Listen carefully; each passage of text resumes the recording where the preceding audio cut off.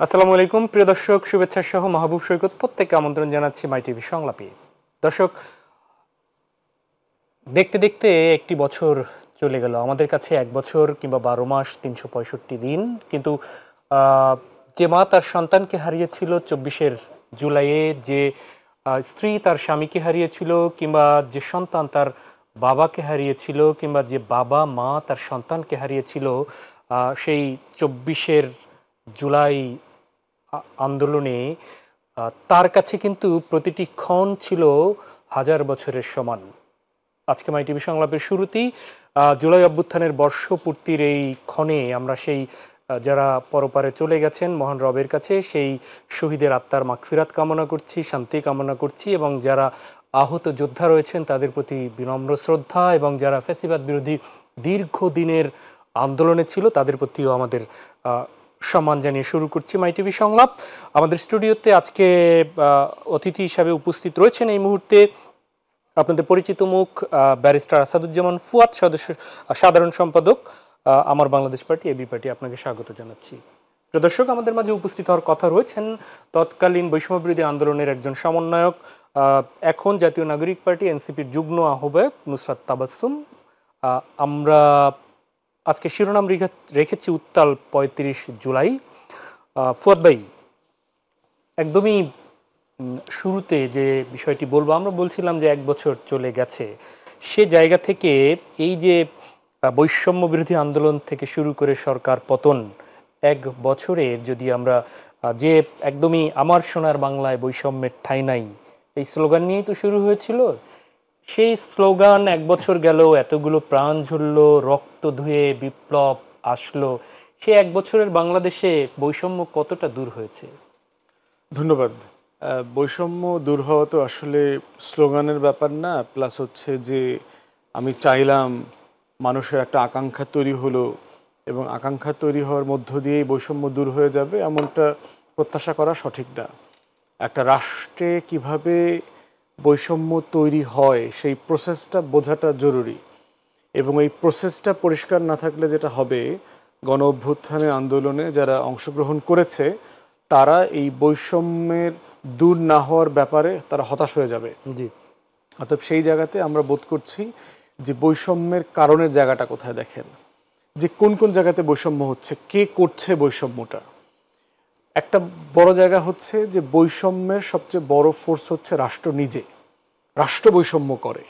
রাষ্ট্র বৈষম্য করে কিভাবে, দেখেন যে পুলিশ যদি কাউকে একটা মিথ্যা মামলায় দেয়, তাকে যে হেনস্থা করবার শক্তি তাকে দেয়া হয়েছে, এই ক্ষমতাটার অপব্যবহার করবার যে সুযোগটা রয়ে গেল, এটা একটা বৈষম্যের জন্ম দিচ্ছে। আবার আপনি অনেক পাওয়ারফুল মানুষ, পুলিশ আপনাকে গ্রেফতার করতে পারছে না, না পারাটার মধ্য দিয়ে আপনি আবার লেনদেন করতে পারছেন। তাহলে গরিব মানুষটা বিচারটা কিনতে পারলো না বলে সে জেলে চলে গেল, আর ধনী মানুষটা অন্যায়টা করেও সে কোথাও যাচ্ছে না। এক্সাম্পল দেয় আপনার, কালকে সম্ভবত আমার দেশ একটা বড় রিপোর্ট করেছে যে বিমান বাহিনীতে রয়ের যে পুরো গ্যাং, এই গ্যাং তারা এক্সপোজ করেছে, এবং এই গ্যাংয়ের সাথে খুব গুরুত্বপূর্ণ সাবেক বিমান বাহিনী প্রধান থেকে শুরু করে অনেক বিগ শট জড়িত। গ্রেফতার হয়েছে কে? গ্রেফতার হয়েছে জুনিয়র অফিসার কয়েকজন গ্রেফতার হয়েছে, কিন্তু সিনিয়র যারা জেনারেল ইকুইভ্যালেন্ট অফিসার যারা আছে, সোকল্ড এই যে এয়ার ভাইস মার্শাল টার্শাল যেগুলো আছে, এরা তাদের কাউকে গ্রেফতার করা হয়নি। তাদেরকে হচ্ছে স্বেচ্ছায়, বাধ্যতামূলক অথবা জোরপূর্বক অবসরে পাঠানো হয়েছে। তাহলে প্রশ্ন হচ্ছে, দেখেন যে প্রতিষ্ঠান কিভাবে ক্রাইমের জন্ম দেয়, মানে অপরাধীদের ভিতরেও বৈষম্য হচ্ছে। সবাই অপরাধী এখানে, পুরো গ্যাং, যাকে গ্রেফতার করা হয়েছে, যাকে হয় নাই। তারপরে দেখেন একসাম মেজর সাদিককে নিয়ে এখন আলোচনা হচ্ছে, যেই সেনা কর্মকর্তা আওয়ামী লীগের হয়ে ২৫০০ আওয়ামী লীগের নেতাকর্মীকে প্রশিক্ষণ দেবার জন্য কাজ শুরু করেছেন, এবং ৬-৮ মাসে তার মানে কাজের স্টেশনে পর্যন্ত যায় নাই। তার যেখানে পোস্টিং ছিল রামুতে, সেখানে সে জয়েনই করে নাই। তাহলে ৬ মাস যাবৎ সে কীভাবে এখানে থাকলো? ৭-৮ মাস, ৯ মাস। আমাদের ডিজিএফআইয়ের কাজ কি? ডিজিএফআই কেন তৈরি করা হয়েছে? Director general of forces intelligence. মূল কাজ হচ্ছে সে ফোর্সের ভিতরে গোয়েন্দাগিরি করবে, রাষ্ট্রবিরোধী কোনো কাজ সেটা করছে কিনা। জি। সে তো সেই কাজটা করছে না। তাহলে 7-8 মাস 9 মাস হয়ে গেল একটা আর্মি অফিসার যার শ্বশুরও মেজর জেনারেল, সে জিওসি ছিল আপনার রামুতে অথবা হিল ট্রাক্সের কোনো একটা ক্যান্টনমেন্টের জিওসি ছিলেন, জি। তাহলে সেইটা কেন হয় নাই? এবং তাকে গ্রেফতার করানোর পক্ষে বিপক্ষের যে নাটক দেখতে পেয়েছি, তাহলে দেখেন রাষ্ট্র কিভাবে বিচার প্রক্রিয়ার মধ্যেও বৈষম্য করছে। তাহলে যাদেরকে গ্রেফতার করা হয় নাই তারা কারা? তাদেরকে কেন লাইমলাইটে আনতে হইল? তাহলে বৈষম্য কারা করছে? বৈষম্য ধরেন আমার বিচার বিভাগ করছে। আপনি দেখেন যে অসংখ্য এক্সাম্পল বিচার বিভাগের প্রত্যেক দিনের জায়গা থেকে। কয়দিন আগে দেখলাম যে বিচারক অ্যাপয়েন্টমেন্ট নিয়ে একটা কমিটি হয়েছে, তারা আপনার ইন্টারভিউ করছে এবং প্রায় 400-র মতো আবেদন জমা পড়েছে। আমি দেখলাম যে বহু জায়গাতে যোগ্য মানুষরা ইন্টারভিউর জন্য ডাক পায়নি, আবার দলীয় গুরুত্বপূর্ণ চেম্বারের অনেক হর্তাকর্তার আত্মীয় স্বজন জুনিয়ররা ইন্টারভিউর জন্য ডাক পেয়েছেন। আইন পেশায় নাই, নিম্ন আদালতের ল মিনিস্ট্রিতে গুরুত্বপূর্ণ পজিশনে দায়িত্ব পালন করছেন এমন জাজরাও পর্যন্ত ইন্টারভিউর জন্য ডাক পেয়েছেন। তাহলে বৈষম্য কে করছে এখানে? যোগ্য মানুষটা কেন পাচ্ছেন না? দুদক 17 জন না জানে 19 জন আইনজীবীকে অ্যাপয়েন্ট করেছে। আইনজীবীর ওখানে অ্যাপয়েন্টমেন্টের যে প্রজ্ঞাপন অথবা বিজ্ঞাপন যেটাকে বলে, সেখানে লেখা ছিল রাজনীতি সম্পৃক্ত কোনো আইনজীবী নেওয়া হবে না। জি। কিন্তু যে 17-18 জনের নাম দেখলাম, অলমোস্ট সবাই বাংলাদেশের বড় রাজনৈতিক দলের সাথে কোনো না কোনোভাবে ইনভলভ। তাহলে এই যে বৈষম্যের যে চক্র রাষ্ট্র তৈরি করেছে, এই চক্রটাকে যদি আমরা না বুঝি, তাহলে হচ্ছে সিম্পলি আন্দোলন করে একটা আকাঙ্ক্ষার কথা দেয়ালে লিখে দিলেই সেটা চলে যাবে না। জি, নিশ্চয়ই। সেখানে একটু আমরা বুঝতে চাই, সেটি হচ্ছে যে সেই আকাঙ্ক্ষা বাস্তবায়নের জন্যই কি আপনারা জুলাই সনদের জন্য কিংবা ঘোষণাপত্রের জন্য কাজ করছেন? এবং এর সাথে একটু প্রশ্ন হচ্ছে যে এই যে জুলাই ঘোষণাপত্র বলছি, জুলাই সনদ বলছি, সেটি একটু ক্লিয়ার করবেন? এই বিষয়টি তো আলাদা নিশ্চয়ই। সেখানটায় আসলে জাতি কি পাবে তাহলে? আপনার আমাদের এই আকাঙ্ক্ষা বাস্তবায়নের কোনো নির্দেশনা কিংবা একদম সুনির্দিষ্ট ভাবে যে হ্যাঁ এটা আকাঙ্ক্ষা বাস্তবায়ন হবেই, এটাই, এরকম কি কোনো কিছু পাচ্ছে? আপনি দীর্ঘদিন মিটিং করে যাচ্ছিলেন। একটা বিষয় হচ্ছে ঘোষণাপত্র আর সনদের পার্থক্যটা একটু বলি। ঘোষণাপত্রটা যেটা বলার চেষ্টা করা হচ্ছে সেখানে, সেটা হচ্ছে যে আমার আকাঙ্ক্ষার কথা, জি। যে আমি একটা 6 তলা দালান বানাতে চাই। এটা হচ্ছে আমার একটা স্বপ্ন, আমার আকাঙ্ক্ষা, এবং সেটা আমি আটলান্টিকের মধ্যে বানাতে চাই। তো সেই স্বপ্নের কথাটা ঘোষণাপত্রে লেখা থাকবে। মানে সনদ যেটা ঘোষণাপত্রে হচ্ছে আমার আকাঙ্ক্ষা, স্বপ্নটা লেখা থাকবে।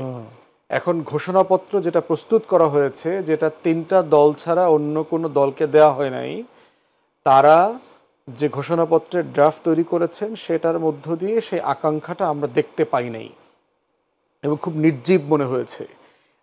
যারা লিখেছেন মনে হয়েছে তারা আসলে এই গণ অভ্যুত্থানের অংশীজন ছিলেন না, তারা এই গণ অভ্যুত্থানের পক্ষে শক্তি ছিলেন না, তারা গণ অভ্যুত্থানকে একটা ঐতিহাসিক ঘটনা আকারে পড়ছেন এবং এই প্রত্যেকটা শব্দে প্যারাগ্রাফে আমি কোনো আবেগ, দরদ, দায় দেখলাম না আর কি।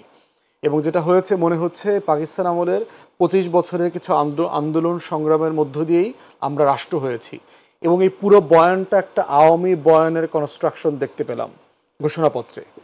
এবং এটা দুঃখজনক যে গণ অভ্যুত্থানের পরে ঘোষণাপত্র নিয়ে আমরা ফরেন সার্ভিস একাডেমিতে প্রধান উপদেষ্টার সামনে মিটিং করলাম, আলোচনা করলাম, এটার কাঠামো, গঠন, এটার উপকরণ, এগুলো নিয়ে সরাসরি কথা বললাম, এবং সেটা কিভাবে ফর্মুলেট হবে, কি কমিটি এটা প্রসেস করবে।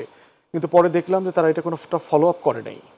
এবং যে দেখেন আগের প্রশ্ন, বৈষম্য, সংস্কার, এই রাষ্ট্রটা প্রতিদিন যাদেরকে দিয়ে চলে সেই আমলারা কোনো কাজের ভিতরে তার দায় দরদটা ফিল করেন না। সেটা রুটিন ওয়ার্ক করেন, সেটা চাকরি করেন।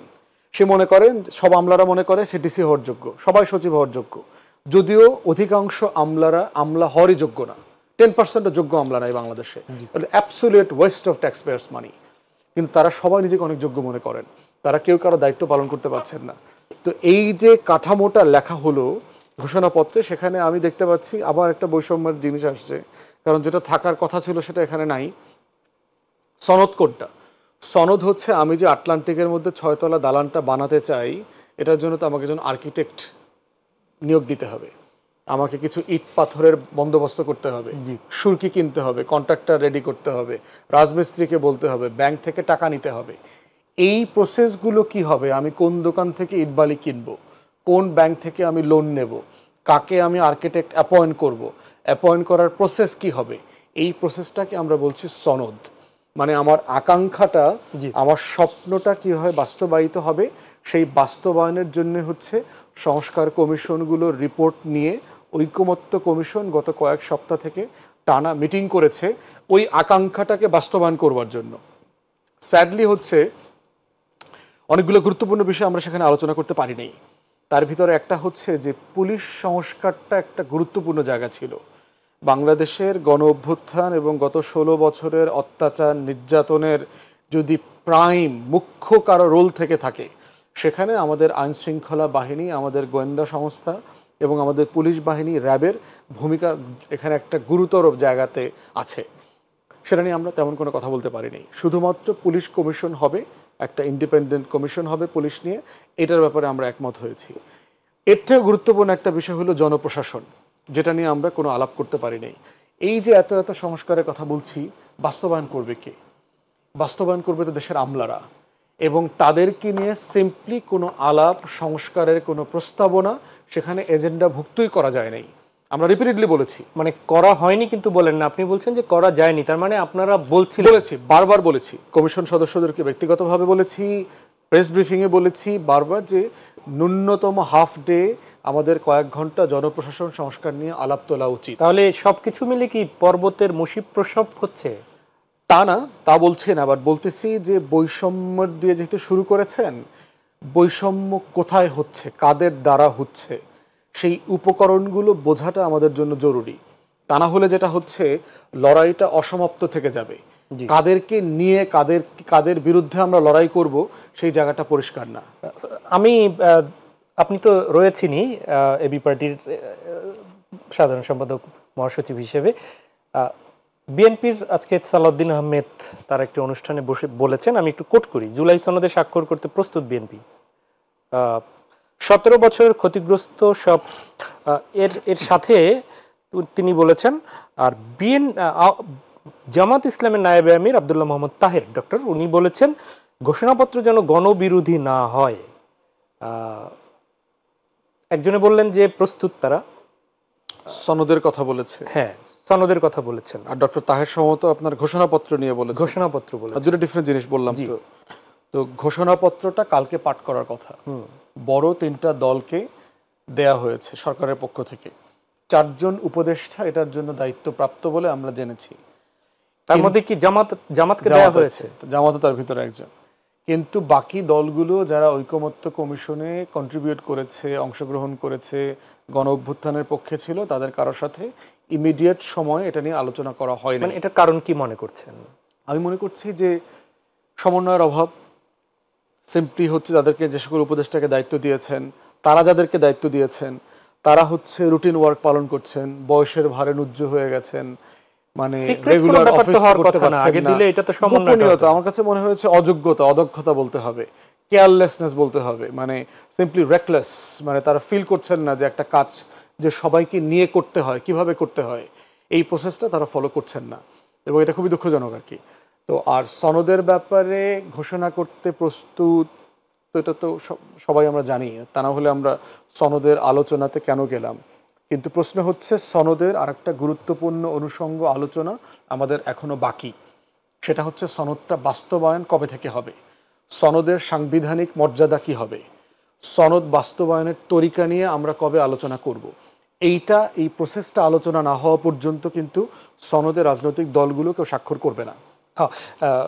সেখানে নিশ্চয়ই মানে সাংবিধানিক যেভাবে স্বীকৃতি দেওয়ার যে বিষয়গুলো, সেগুলোই তো বলছেন। আমরা কথা বলছি উত্তাল 35 জুলাই নিয়ে। স্টুডিওতে রয়েছেন এবি পার্টি নেতা ব্যারিস্টার আসাদুজ্জামান ফুয়াদ। ফুয়াদ ভাই, আমরা আপনার সাথে আমরা যে বিষয়গুলো কথা বলছিলাম, জুলাই সনদ ঘোষণাপত্র নিয়ে কথা বলছিলাম, আমরা আমাদের সাথে যুক্ত হওয়ার কথা রয়েছেন এই মুহূর্তে সোহরাওয়ার্দী উদ্যানে জুলাইয়ের এই এই স্মরণে বর্ষপূর্তি উপলক্ষে সাইমুম শিল্পী গোষ্ঠীর প্রোগ্রাম হচ্ছে, সেখানে তার চেয়ারম্যান ইসলামী ছাত্র শিবিরের সভাপতি রয়েছেন। আমরা একটু তার কাছ থেকে শুনে আসি। তারাও স্টেক হোল্ডার, যেভাবে ছাত্রদল ছিল, বৈষম্যবিরোধী আন্দোলন রয়েছিল। তো আমরা একটু তার কাছ থেকে শুনে আসি যে তাদের বক্তব্য। জাহিদ, শুনতে পাচ্ছেন নিশ্চয়ই আমাদের কথা?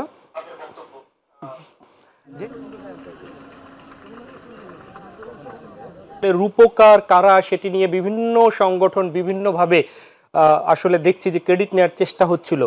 আপনারা কি মনে করেন যে রূপকার, এই অভ্যুত্থানের রূপকার আসলে কারা ছিল?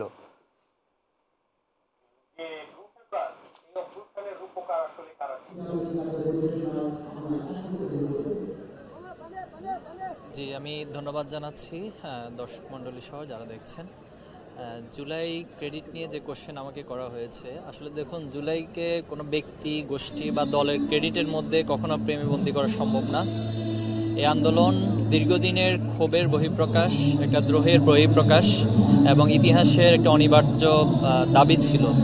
তো আমরা দেখেছি, যদিও কোটা আন্দোলন দেশে এটা শুরু হয়েছে, কিন্তু পরবর্তীতে যখন ছাত্রলীগের হামলা এবং সরকারি এমপি মন্ত্রীদের তুচ্ছ তাচ্ছিল্য করা, আন্দোলনকারীদেরকে রাজাকার বলা, এরপরে আসলে আন্দোলনটা একটা টার্নিং মুভমেন্টে আস্তে আস্তে রূপান্তরিত হয়। এবং 16 তারিখে যখন আবু সাঈদ সহ একদিনে 6 জন শাহাদাত বরণ করলো, সেদিনই আমরা শিক্ষার্থীরা সহ সকলেই, সকল দল মত পেশা সকলেই এই চিন্তা এবং এই সিদ্ধান্তে উপনীত হয়েছি, রক্তের উপরে আমরা আর কোনো ধরনের সরকারের সাথে সংলাপে যাব না। এবং আমরা এটার চূড়ান্ত যে পরিণতি, অর্থাৎ দীর্ঘদিনে যে ফ্যাসিবাদ কায়েম করা হয়েছে সমাজের প্রত্যেকটা রন্ধে রন্ধে, সেই ফ্যাসিবাদকে নির্মূল করার জন্য আমাদের আন্দোলন শুরু হয়েছে। এবং তারই ধারাবাহিকতায় আপনি দেখেছেন, যখনই পাবলিক বিশ্ববিদ্যালয় বন্ধ করে দেওয়া হয়েছে, তখন আমাদের প্রাইভেট বিশ্ববিদ্যালয় ভাইয়েরা বোনেরা এসে সেখানে অংশগ্রহণ করেছেন। যখন ভাইয়েরা আক্রান্ত হয়েছে, তখন আমাদের বোনেরা এসে তাদেরকে সেফগার্ডের মতো বাঁচিয়েছে। যখন পাবলিক বিশ্ববিদ্যালয়, প্রাইভেট বিশ্ববিদ্যালয় বন্ধ করে নির্যাতন করা হয়েছে, তখন মাদ্রাসা শিক্ষার্থীরা এসে দাঁড়িয়েছে। যখন মাদ্রাসা শিক্ষার্থী আক্রান্ত হয়েছে, তখন সেখানে স্কুল, কলেজ, ডিপ্লোমা ইনস্টিটিউট, বিভিন্ন শিক্ষা প্রতিষ্ঠানে সবাই এসে আক্রান্ত হয়েছে। এবং ফাইনালি দেখেছেন, এটা শিক্ষার্থীদের আন্দোলনে থাকেনি, এটা সকল আপামর মানুষের, সকল শ্রেণী পেশার মানুষের আন্দোলন রূপান্তরিত হয়েছে।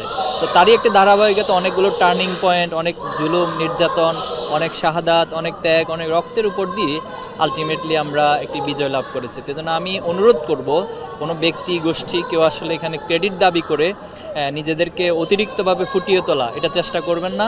এটা আন্দোলনের স্পিডকে ব্যাহত করে, এটি শহীদদের সাথে, শহীদদের রক্তের সাথে এক ধরনের অপমানজনক কাজ বলে আমি ব্যক্তিগতভাবে মনে করি। আমরা এই ক্রেডিটটা সবাইকে দিতে চাই, আন্দোলনটা সবার ছিল এবং সকলে মিলেই আমরা আগামী দিনে বাংলাদেশকে গড়ে তুলতে চাই।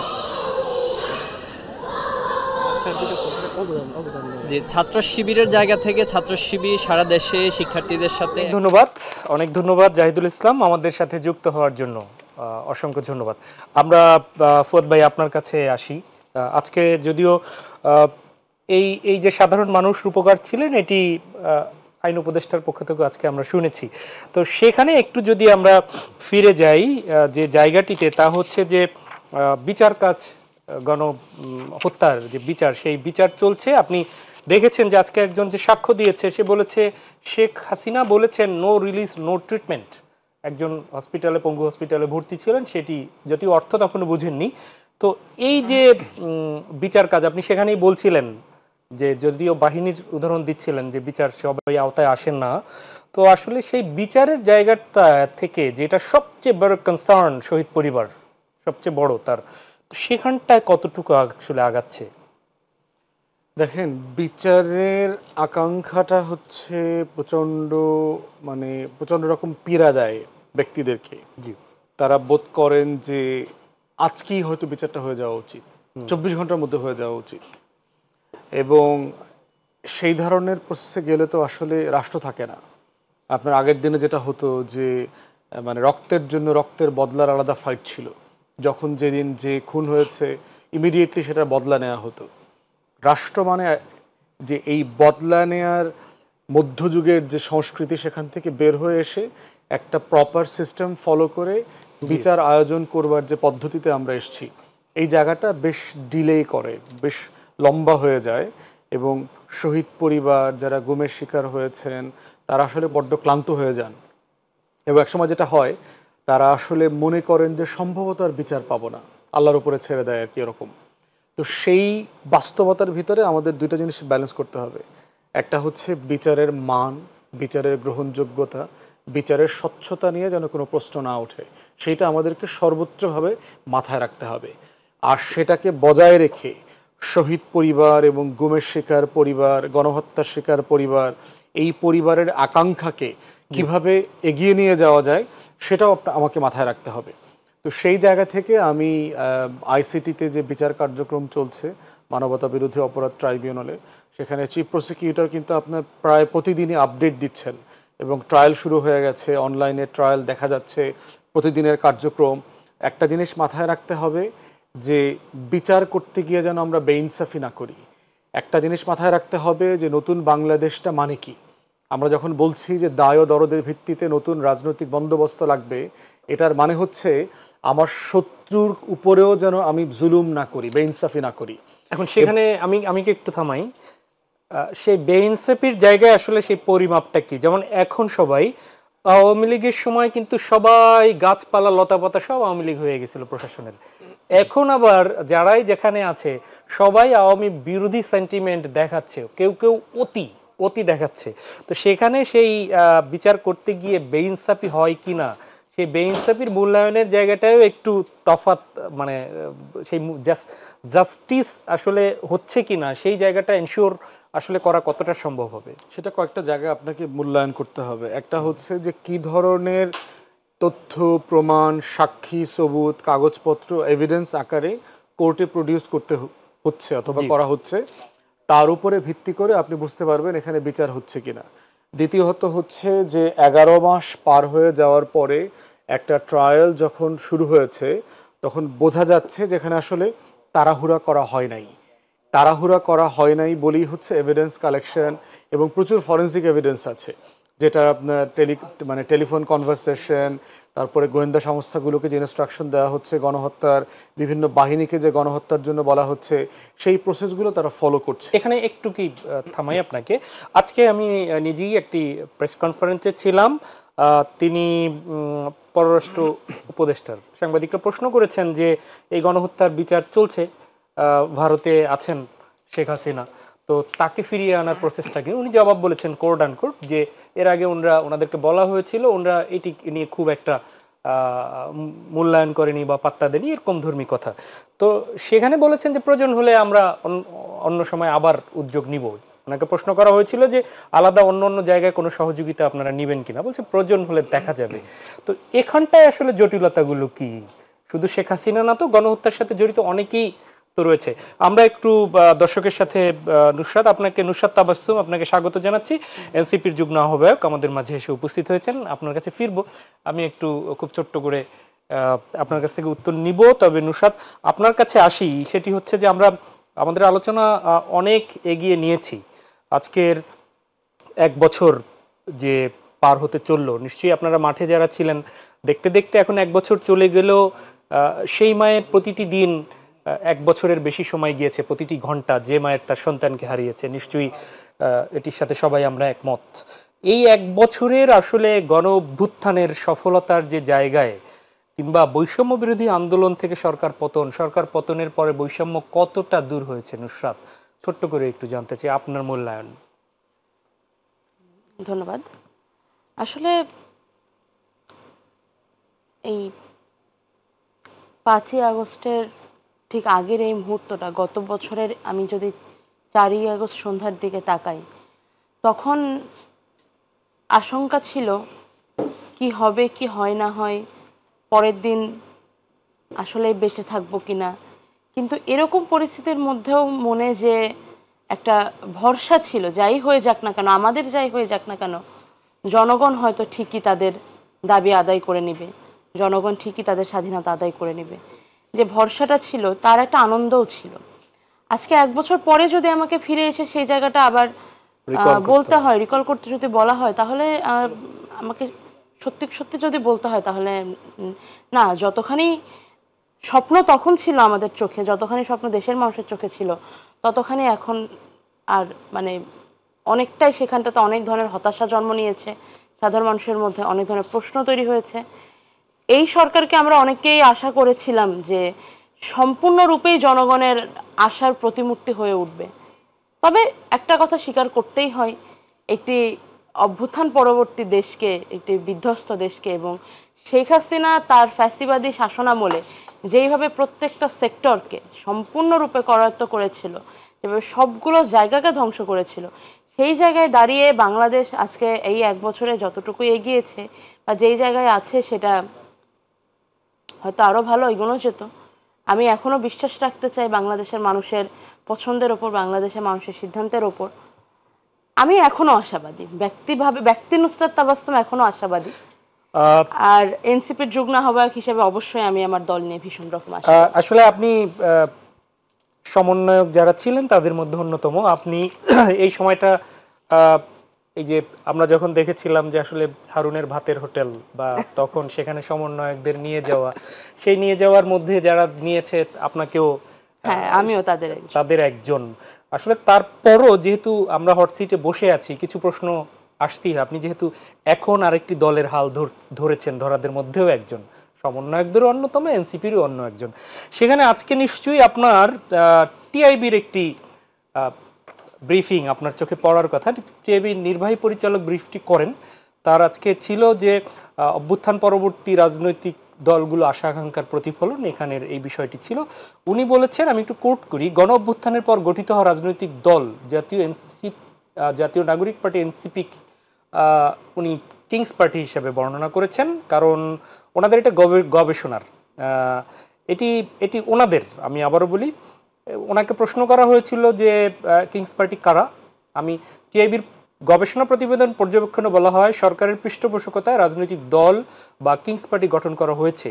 এই কিংস পার্টি কারায় প্রশ্ন করেন সাংবাদিক। জবাবে ইফতেখারুজ্জামান বলেন, এটা গোপন করার কিছু নেই, এটি জাতীয় নাগরিক পার্টি, তার সম্পর্কে বলা হয়েছে কিংস পার্টি। কিংস পার্টি হিসেবে তো মানুষ, আসলে বাংলাদেশের মানুষ খুব পজিটিভলি নেয় না। আপনার একটু বক্তব্য শুনতে চাই। দেখুন, এখানে আলাদা করে বক্তব্য দেওয়ার কিছু নাই। উনি যে সংজ্ঞা দিয়েছেন সেই সংজ্ঞা যদি ধরা হয়, তাহলে সরকারের একজন অংশীজনও জাতীয় নাগরিক পার্টির সাথে যুক্ত নয়। আমাদের আহ্বায়ক জনাব নাহিদ ইসলাম, তিনি সরকার থেকে পদত্যাগ করে তবেই জাতীয় নাগরিক পার্টিতে যোগ দিয়েছেন। আর একই সাথে যদি বলা হয় যে সমন্বয়কদের একটি অংশ কিংবা ছাত্র নেতৃত্বের একটি অংশ, সেখানেও বর্তমান উপদেষ্টা পরিষদের মোট যে শতাংশ তার খুব কম অংশ জুড়েই রয়েছে ছাত্র প্রতিনিধিরা। আর এর বাইরে যদি বলেন কিংস পার্টি, আমি মনে করি বাংলাদেশের ভূখণ্ডের অভ্যন্তরে যা যা অবস্থান করে সব কিছুর মালিক বাংলাদেশের জনগণ। তো সেই হিসাবে জাতীয় নাগরিক পার্টির মালিক বাংলাদেশের জনগণ। এই আঙ্গিকে আমার মেনে নিতে কোনো আপত্তি নেই। তবে হ্যাঁ, যদি সরকারের কথা বলা হয়, না, এটা নিয়ে নতুন করে বলার কিছুই নেই।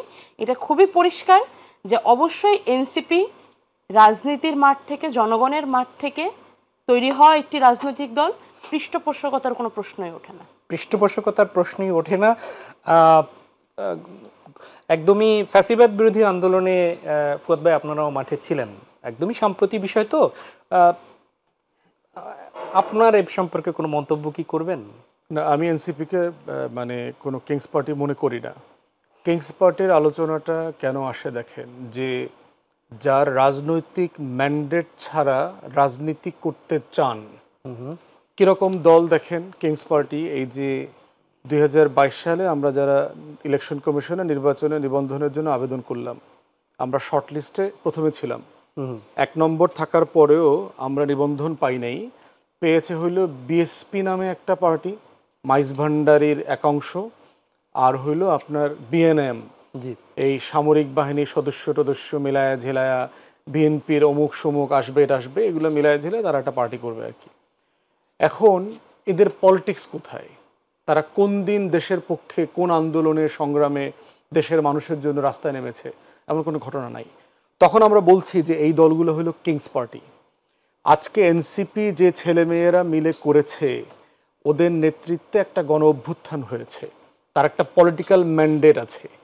এই ফ্রন্টলাইনের প্রত্যেকটা ছেলে মেয়ে গত 7-8 বছর ধরে কোটা বিরোধী আন্দোলন, নিরাপদ সড়ক চাই আন্দোলন, ভ্যাট বিরোধী আন্দোলন, প্রত্যেকটা আন্দোলনে কোনো না কোনো ফর্মে তারা রোল প্লে করেছে। অতএব একটা পলিটিক্যাল প্রসেসের মধ্য দিয়ে সে রাজনৈতিক কর্মী আকারে হাজির হয়েছে। সে সাডেনলি ৩৬শে জুলাইয়ের ৩৪শে জুলাই রাতে মিস্টার বিনের মতো আসমান থেকে হুট করে এই পৃথিবীতে এসে পড়ে নাই যে তিনি একটা আজব আচরণ করলেন, মেশিনে চাপ দিলেন আর গণ অভ্যুত্থান হয়ে গেল।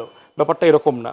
এই জন্য গণ অভ্যুত্থানের পক্ষে শক্তি, যার পলিটিক্যাল ম্যান্ডেট আছে, তার ওই গণ অভ্যুত্থানের মধ্য দিয়েই তিনি রাজনীতি করবার সম্মতি জনগণের কাছ থেকে নিয়ে নিয়েছেন। তিনি দল গঠন করেছেন পরে, সেটা ডিফারেন্ট ব্যাপার, কিন্তু তিনি ব্যক্তি আকারে এবং তার প্ল্যাটফর্ম আকারে তার পলিটিক্যাল ম্যান্ডেট সে রক্ত দিয়ে কিনেছে। রক্ত দিয়ে কেনা জিনিসের ম্যান্ডেট প্রশ্নবিদ্ধ করাটা হচ্ছে দিল্লির ডিসকোর্স, দিল্লির বয়ান। কিন্তু আমি সেই উত্তরটা আমি এই ব্রেকের আগে নিতে পারবো না। যার মুখ থেকে বা যিনি এই সংগঠনের প্রতিনিধি হিসাবে ইফতেখারুজ্জামান বলেছেন, তিনি কিন্তু অন্তর্বর্তী সরকারের আপনার ঐক্যমত কমিশনের অন্যতম গুরুত্বপূর্ণ মেম্বার, সেটি আপনি নিশ্চয়ই আমার চেয়ে ভালো জানেন। ব্যারিস্টার আসাদুজ্জামান ফুয়াদ এবি পার্টির সাধারণ সম্পাদক রয়েছেন। আমরা নুসরাত তাবাসসুম, যুগ্ম আহ্বায়ক, জাতীয় নাগরিক পার্টি এনসিপি। নুসরাত তাবাসসুম বৈষম্য বিরোধী আন্দোলনের অন্যতম সংগঠকও ছিলেন, সেই পরিচয়টা যদিও এই মুহূর্তে আপনার নেই। আমরা সেই পরিচয় একটু জানতে চাই। তা হচ্ছে যে আকাঙ্ক্ষার কথা, যেটি যে আকাঙ্ক্ষা নিয়ে নেমেছিলেন, সেই আকাঙ্ক্ষার বাস্তবায়নের জন্য এর আগে ফুয়াদ ভাই বলছিলেন যে এই যে জুলাই সনদ কিংবা জুলাই ঘোষণাপত্র যেগুলো তৈরি হচ্ছিল কিংবা করা হবে, সেখানটা আসলে আপনার আকাঙ্ক্ষার জায়গাটা কি? একজন সংগঠক হিসেবে আপনি কি চাচ্ছেন আগামীর বাংলাদেশকে, এবং সেজন্য কাদের কাদের কাছে আপনি বলবেন সেই কথাগুলো একটু শুনতে চাই খুব ছোট্ট করে। দেখুন, জুলাই ঘোষণাপত্র বা জুলাই সনদ, আমরা যদি এই আঙ্গিকে কথা বলি তাহলে অবশ্যই সবচাইতে বড় আকাঙ্ক্ষা যেটা থাকে সেটা আমাদের 2024 36 জুলাইয়ের 36 দিনে আমরা যে বাংলাদেশের মানুষকে যে মুক্তির স্বপ্ন বাংলাদেশের মানুষ তখন দেখেছে, দেশের সকল পর্যায়ের সকল শ্রেণী পেশার মুক্তিকামী মানুষ যেভাবে রাস্তায় নেমে এসেছিল, তাদের ঐতিহাসিক স্বীকৃতির প্রয়োজন। এবং আওয়ামী লীগের মতো একটি আপাদমস্তক স্বৈরাচারী দল, তারা আর কখনোই যেন কোনো ধরনের বাংলাদেশের মধ্যে সাবোটাইজ করতে না পারে বা এই মানুষগুলোর জীবনে কোনো ধরনের কোনো হানি না তৈরি করতে পারে, সেই জন্যই এটার ঐতিহাসিক স্বীকৃতি প্রয়োজন। অবশ্যই এটা বর্তমানে সবচাইতে প্রধান চাওয়া যে জুলাই ঘোষণাপত্রের মাধ্যমে বাংলাদেশের মানুষের ওই লড়াইটা ইতিহাসে জায়গা করে নিক এবং যথোপযুক্ত মর্যাদার সাথে জায়গা করে নিক। এর বাইরে যদি সামনের বাংলাদেশ নিয়ে কি স্বপ্ন দেখি, কি চাই যদি বলেন, তাহলে আমি বলবো আমি সদ্য শিক্ষা জীবন পার করে এসেছি।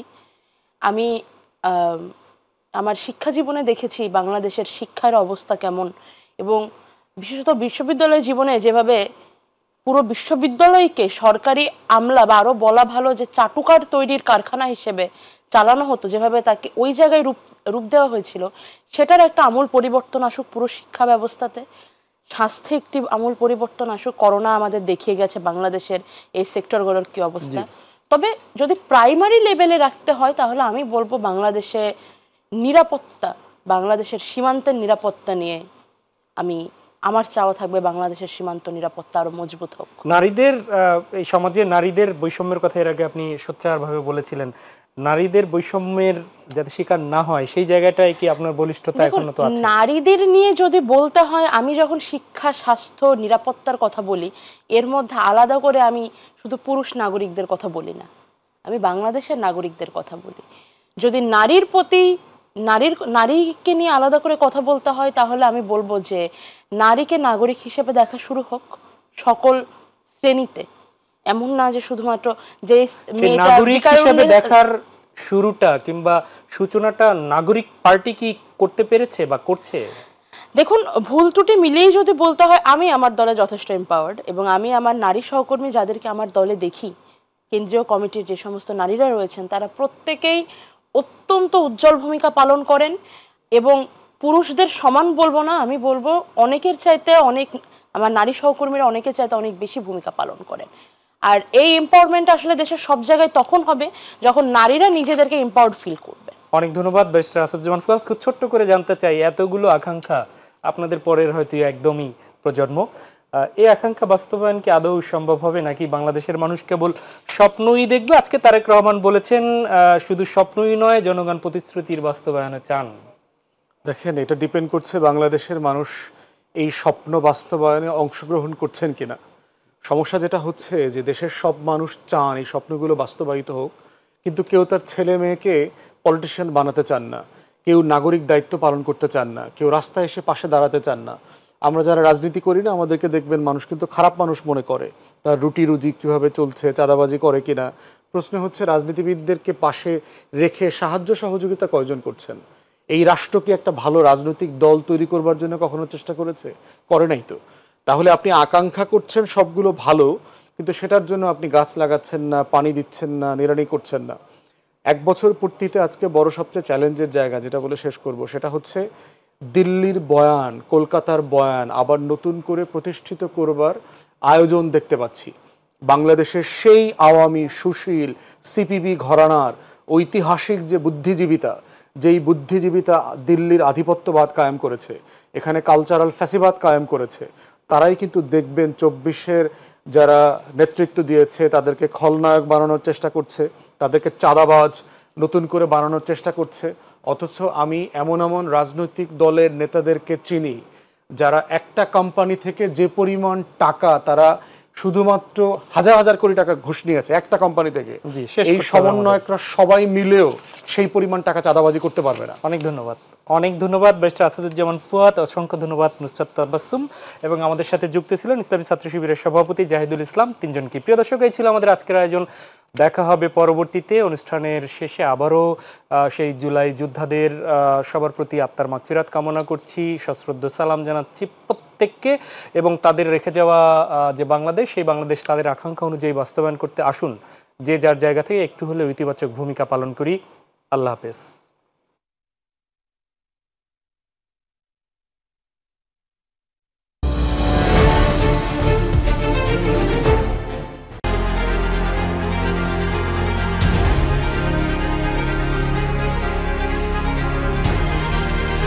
মাই টিভি, সৃষ্টিতে বিস্ময়।